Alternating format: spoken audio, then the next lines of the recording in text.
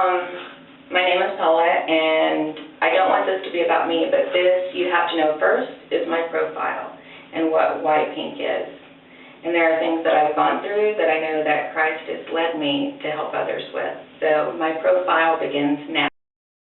So my story begins today. I'm 46 years old, Paula, but my friends call me Effie because I'm kind of like a geek with Hunger Games, Effie Trinket, and just had to let you know that. So I'm going to begin with some of the things that you've probably already learned about me, but I've shown you the negative, and I want to show you the positive of what Christ has done. Number one and foremost, all of us are sinners.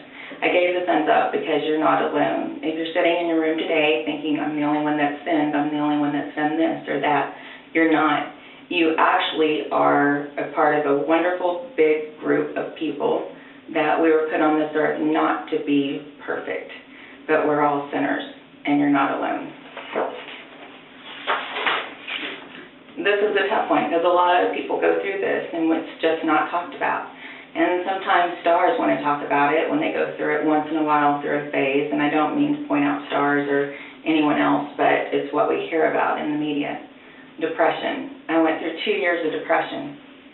It was very hard for me, but had I not gone through it, I wouldn't have been able to help others that have gone through it and understand what it's like to feel like in a room full of people you're alone, to feel like everything you've ever done doesn't matter, to feel like you have no idea what you're doing in this world.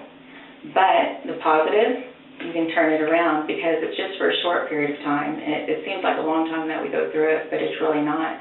Christ is always there for you. And the cool thing is you may think, oh yeah, that's great, he's not on this planet, but what he does is he sends people to you. Through him, he sends people. And thank goodness I had people to help me through it. And as you get to know me, I'll be able to share more stories about it. But depression is the number one thing that I want to reach with teens that God has showed me that we need to teach and guide through. It is where suicide begins, and that I hope that we can put a stop to and let people know you're not alone, and depression is for a short period of time. This was a really hard one for me because I have 2 children that recently I confided in about what this really and truly meant. I'm an adulterer. My first husband, I was married for 8 years, and I married him when I was younger, and yes, I was in love. And people, you hear parents say, oh, you're not in love, you're in lust. No, our hearts truly do love, and I understand that. Thank goodness that was a part that I grew from. I learned a lot. We just grew in different ways, and we also have different goals. But this is the thing that, the cool thing about this is, I once was this, but I've been married for almost 20 years now to a man that I love, honor, and let's just say it's all good. And even this, yes, it's a sin. And I think there's people, and Christians actually, that will never admit that they've done this, whether it be physical or emotional. So we can touch on that later, but just to let you know, I am owning that I was this, but no longer am I.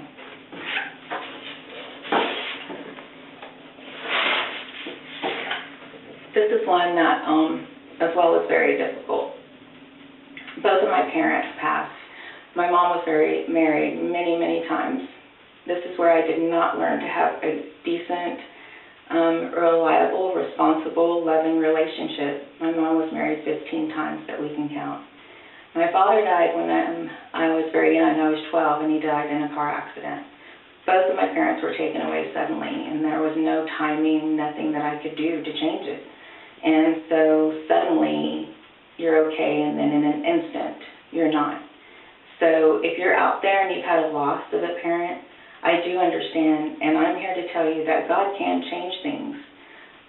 He sends you people, and I don't want to say that will replace your parents, but the lessons that you would have learned from a parent, they send someone to you, and also people that you can confide in, love in, anything you can imagine. God will send someone to supply all those needs that you have. So why I'm doing this is to show you that I've been through almost everything and anything you can think of, and that I'm 46 and I've made it, and so can you. And this isn't all of them. This is probably the toughest one of all for me. Loss of a child. When I was very young, I got pregnant at a young age. I was very scared and alone. And I know a lot of teens have gone through what I did at that time, feeling worthless. My mom told me that no man would ever want me if I had a child. But you know what? I didn't get to find that out because she lived for 24 hours. Her name was Pamela Sue, and she was redheaded.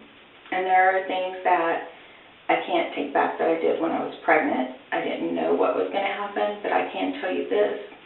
This was then. And what is now is I have two wonderful children, one 18 and one 13, that I was able to do the things I wasn't able to do for her. And for many years I felt guilt, and that is something I didn't write down on my black cards, is guilt. And that is something we all live with every day. There's some sort of guilt, whether it's small, big, whatever. But we can get over it. A loss is a loss, and I've heard people say it's harder to lose a child, it's harder to lose a parent. No, whoever means something to you is a loss. And the crazy thing is a loss leads to depression, a loss leads to guilt, a loss leads to many things. But through Christ, I can tell you, He's helped me through it, and He can help you through it.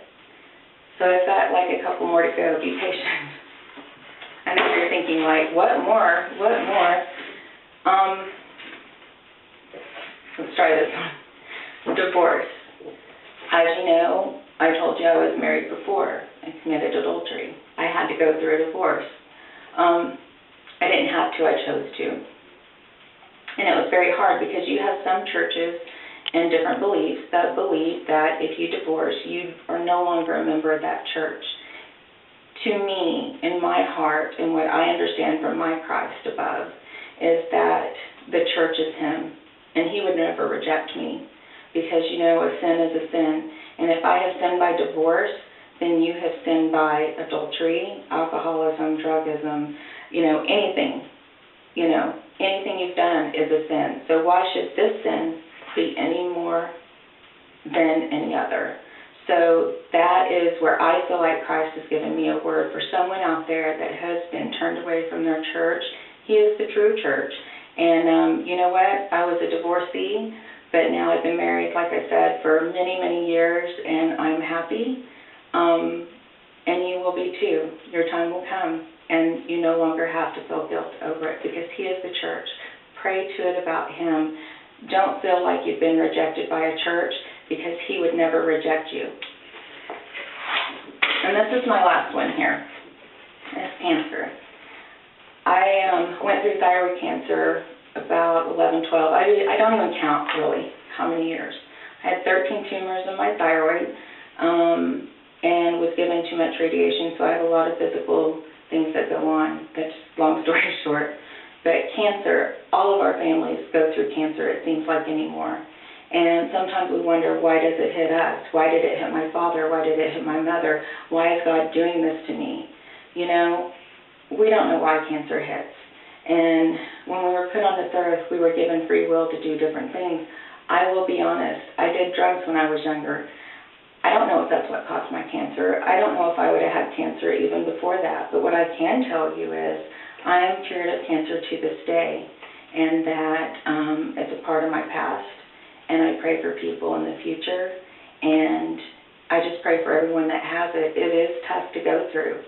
But when you have good people to go on the path with you, you can beat it too, or we can learn more about it. Just don't let it become you. Don't let all these things that I've lifted and put in the floor, that's where they belong. Because you know what? God turns it around.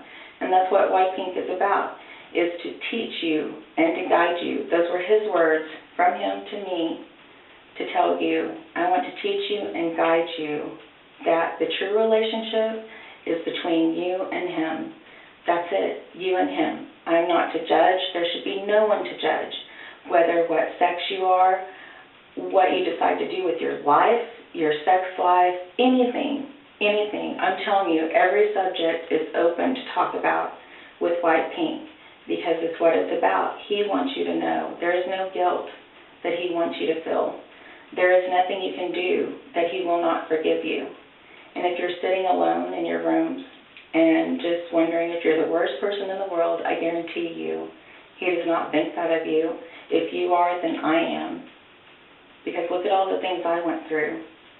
So, from him to you, just know that it's a relationship with him, not with the church, and that White Pink is here to help you understand and to learn that he loves you no matter what, and you can do all things through him. And sometimes we don't understand what that means, but hopefully in some of our next YouTubes and stuff, I can explain what that means. Christ loves you. Don't give up. Don't give in. And please feel free to message me. Anything you want to talk about, I'm here, and I promise I will try to answer whatever I can. I'll be here for you. And just thank you for tuning in, and I want to explain what White Pink is about, but we'll have to do that next time. Anyway, I would love to say a prayer.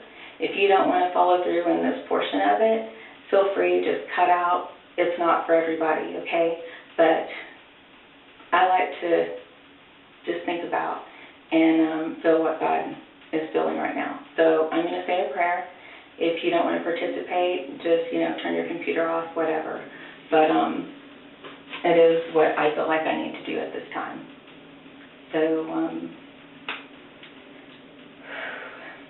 dear God, I just thank you so much today that you were able to get me through this so that I can follow through with what your word is and what you want people to know. You are everything that you've promised, and that what we've heard is you are forgiving, loving, your grace, your purity, your everything. We can overcome all. I just thank you so much for who you have made me today and what you've brought me through, my imperfections, and even now my imperfections, that I will be able to work on and become stronger and help others believe in you and know that you are the true church, that you are the one to believe in. I love you, Lord, and I just turn everyone over to you, Lord, that if there's someone that needs you, that they hold up their hands and they can call out and they can feel you the way that I have felt you. I love you so much, Lord, and I thank you for this opportunity to be able to touch others. Please let me do what your purpose is for me. Thank you so much for loving me, forgiving me, and for giving me the courage to follow through with what I'm supposed to do for you. In Jesus' name, I love you, Lord. Amen. Guys, thank you so much. And you're going to notice I cry a lot because I get very emotional about this stuff. It's nothing, it's beautiful. It's a beautiful thing when you get to know the Lord the way I've got to know the Lord. And please message me if you have any questions. And we'll see you next time. Ciao. So, with no studio, you do things in the bathroom. With a black light. Hi, Mom. Hey,